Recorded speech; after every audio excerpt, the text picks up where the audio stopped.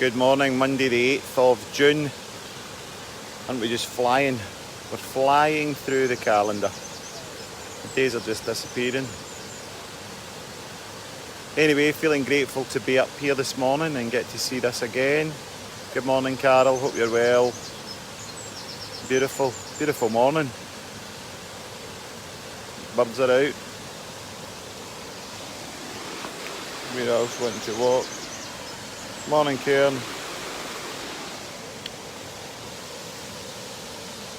Right, here we go. Vulnerability. Morning, Karen. Morning, Carol. Morning, everyone. So, V in the alphabet. We've got to vulnerability. Thought about writing about being a victim. Volunteers. Vulnerability. There's a few. Oh, not got my earpods on. Right. So, vulnerability. It's a disgusting word, isn't it? You just even saying it, vulnerable. How do you feel? I feel vulnerable. Let's get this. You could do a strange animation. You could do a strange animation of a... Morning, Willie. You could do a strange animation of somebody when you say the word vulnerable, what comes to mind. And how much we try and protect our vulnerability as we armour up in the morning with our shirt and tie and go out and try and face the world, not to let anyone see any of our flaws and our imperfections. It's funny, as I was thinking about this morning, walking along here, it wasn't meant, but I noticed yesterday afternoon a sort of feeling of vulnerability starting to come over me. And then funnily enough, I started back thinking about shame. And the day that I did S for shame, I was wearing shorts. And I've always felt really ashamed of my legs for some reason. And when I wear shorts, it wasn't planned either this morning, but so I started feeling vulnerable yesterday afternoon. And then I'm just wearing shorts to do this walk this morning. So I noticed as I was approaching it, I was feeling quite vulnerable myself. And what's that about? Well, I guess it's about not knowing and thinking about vulnerability of how this pandemic and how this pandemic has left us all very vulnerable. You know, and the pandemic seems to have disappeared, and now there's this. People are now fighting for the divisions across cultures. It's really interesting to sit back and just watch what's at play. So, vulnerability. Now, my hands were too cold to actually write a big long screed, so I just wrote vulnerability. In fact, that's not even true. I couldn't spell it, so I googled it and then copy and pasted it up onto my heading. And we're looking... Okay, so throughout these talks and throughout my experience working with people are looking for the same sort of thing. They're looking for freedom, they're looking for belonging, they're looking for connection, they're looking to be seen, heard, understood. They don't want to be judged. But a key component that people seem to want and have a desire for is a feeling of freedom and a feeling of belonging. People want desperately to belong to some part of group. And even if you look at that, the belonging that we crave can be misdirected. And a lot of people then look for groups like fundamentalism, or they look for groups or where they drink, or, oh, I want friends so badly. They seem to go to the pub quite a lot, so I'll go to the pub quite a lot. Even if it's at risk to ourselves and how we're looking for connection so deeply inside of us, we're looking for attachment that so many of us give ourselves away. But then we have to ask the question, if you gave yourself away, did you know who you were before you gave it? Or did you give it as an attempt to try and get something back, to try and be seen and try and be understood by the external world, because you have absolutely no construct of what we are internally, who we are internally? Because we've had so many traumas and so many upsets throughout our life and through our experiences, that we've lost touch with what it is that we really are. Now, that place of freedom, that place of connection that people are looking for, or rather I'm looking for, but I have experienced within my work that people want to get to a place of connection, belonging, so that they can feel more joy, more happiness, be more understood, right? So let's just imagine there's two doors. Now I explain it as independent, dependent and interdependency, but interdependency and co-creating is a nice word as well. So how do we get to a place of co-creating or a place of interdependency? Well, if we judge our vulnerability at such a degree, morning Zoe, nice to see you at the weekend.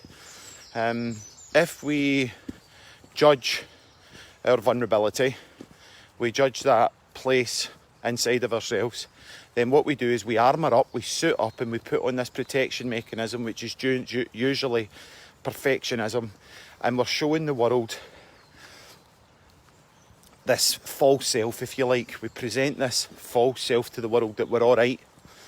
Okay, so that then means that we've broke a connection to who we really are. We've put on this mask, we're playing a role, we're suited and booted, and we're out there in the world and we're batting all the balls. Right, morning Francis. So that's us almost idealised a very independent perspective. We've become very identified with a public persona, right? This is who I am. So, you know, you've got a lawyer, you've got an accountant, you've got somebody that's of professionalism. Now, what would you think about that person if you walked into their office and they had an Atari Game Boy t-shirt on or something like that, or a Nintendo t-shirt, and they were wearing a pair of Vans? Now, everybody's allowed to step down, but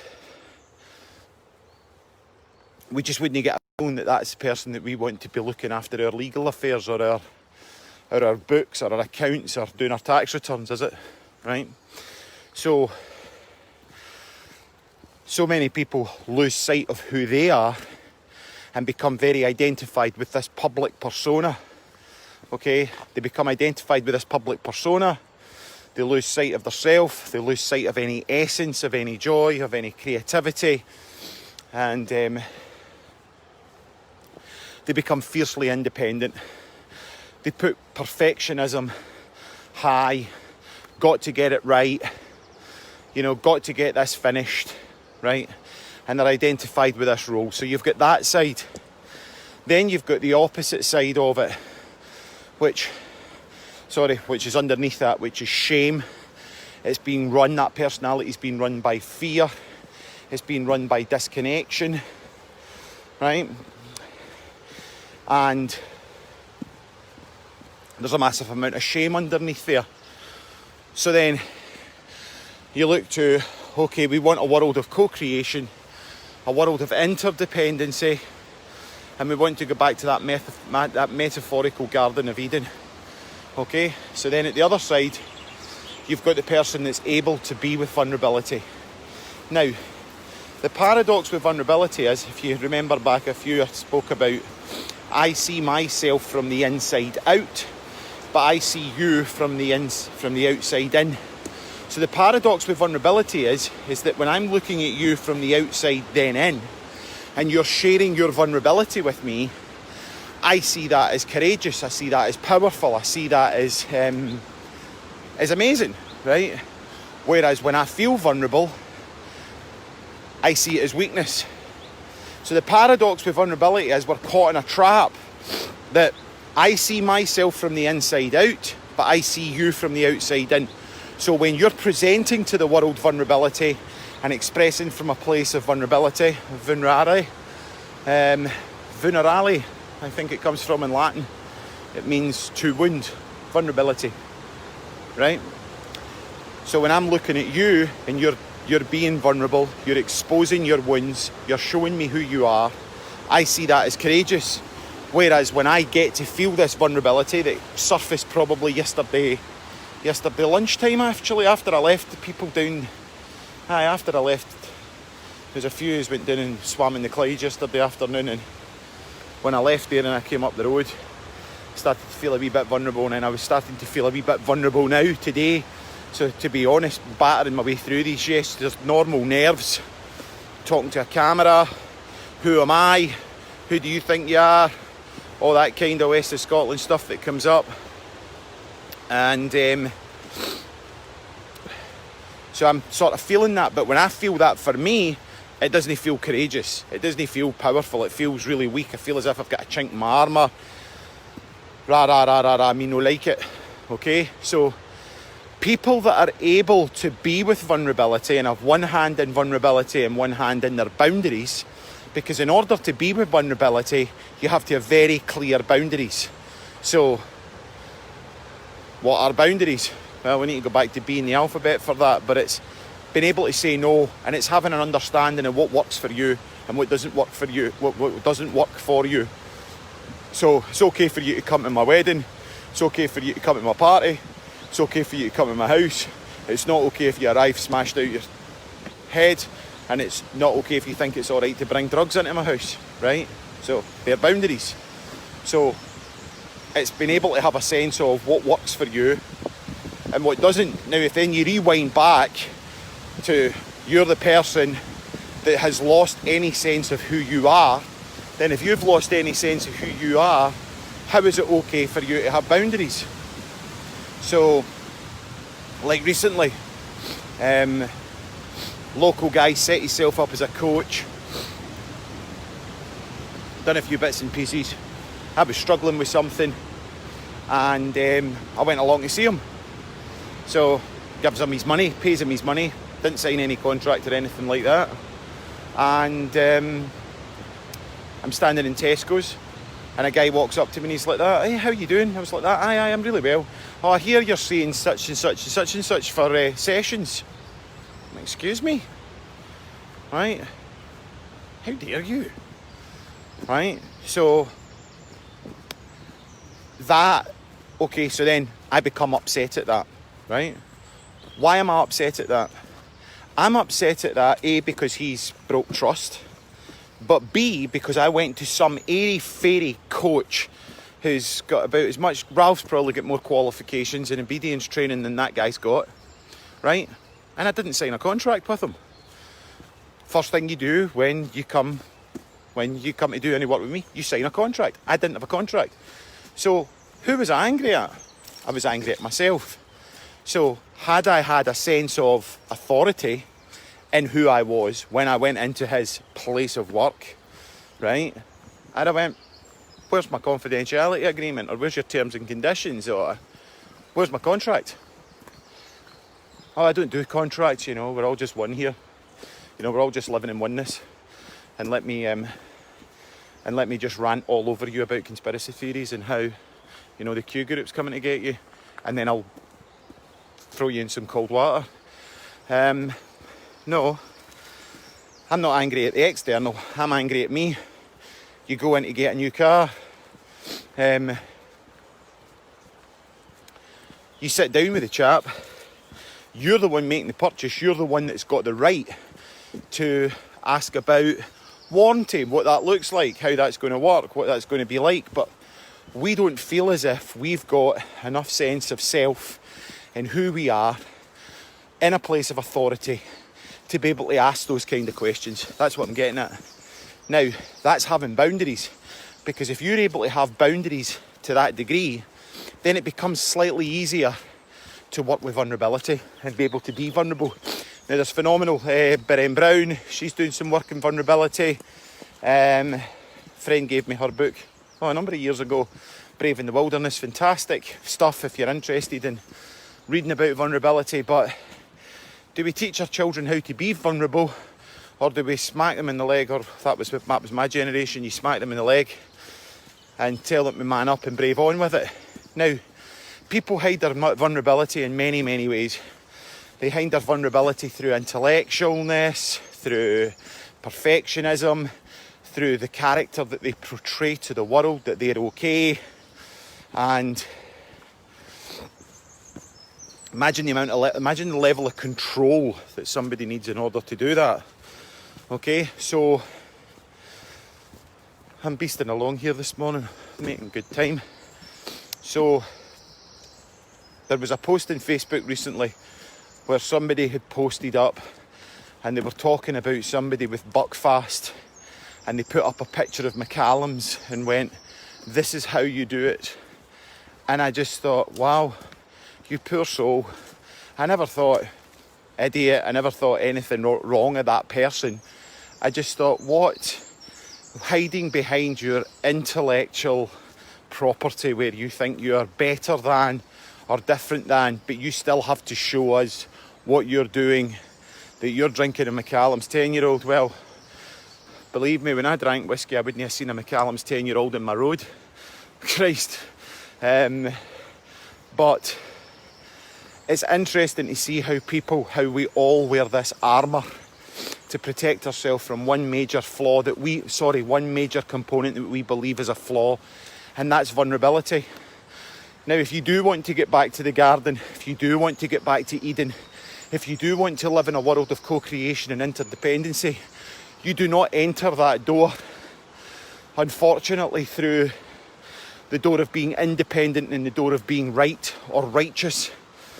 You enter that door of interdependency and co-creation through having the courage to sit with your vulnerability, to sit with your flaws, to sit with your failings.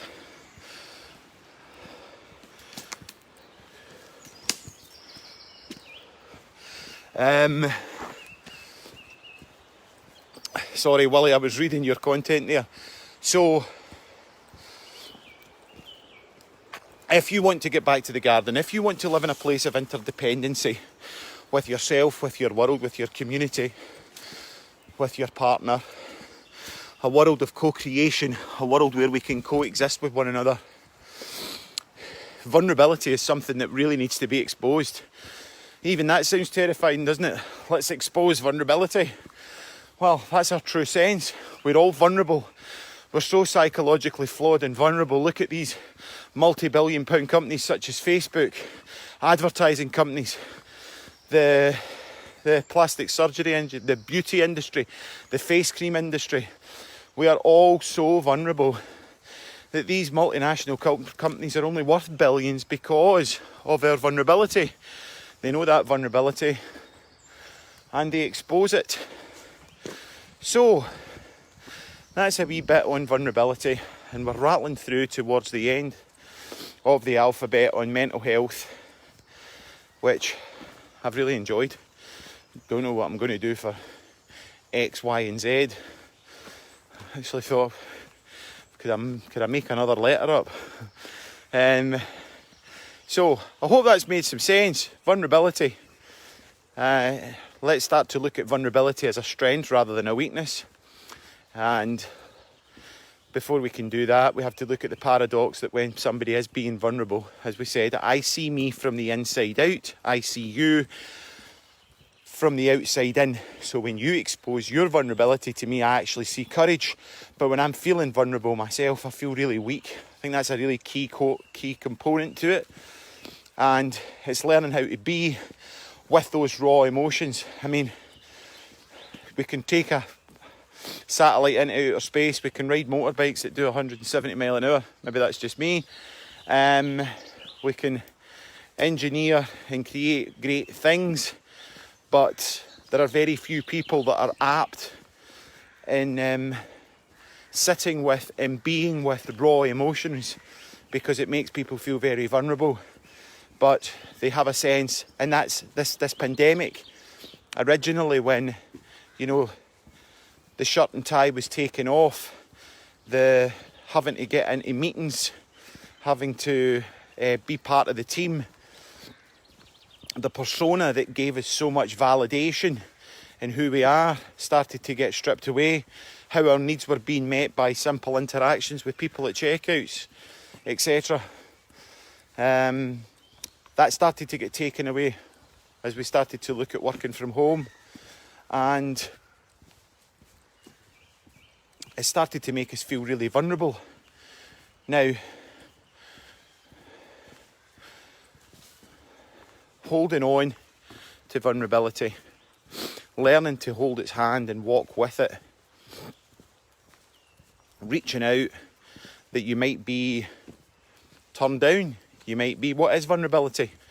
Well, vulnerability was going on my first date after being single for a couple of years.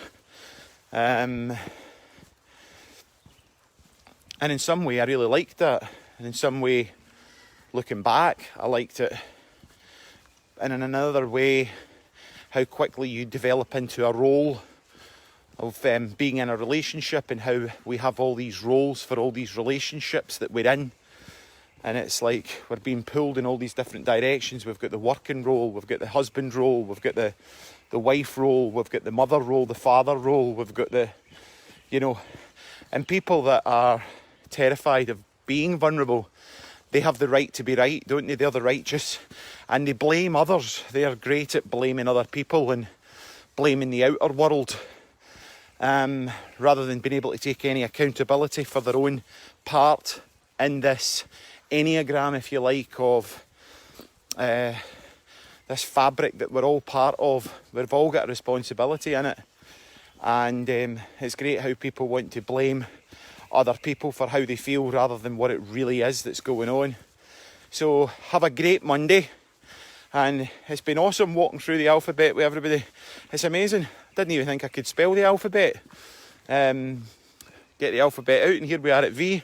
Feeling very proud of myself. I can go back to my John bounced the ball with the dog Rover, jumped over the hill, and because that was one of the things that exposed me and my abuse, was that how can you talk to an audience, how can you talk to people when you can't even string a sentence together?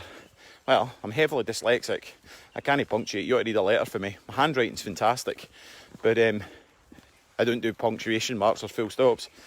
And so when I'm speaking to people, or indeed having to write something, thank the Lord for Microsoft Word and punctuation and spell check. But and when you have somebody in your life for a long time that tells you just how incompetent you are in those areas that people would never take you seriously, it's actually really cool to get to V. I'm feeling quite proud of myself. And I'll see you tomorrow and Tuesday. So I hope you have a fantastic day. I wish you all the very best, and stay safe.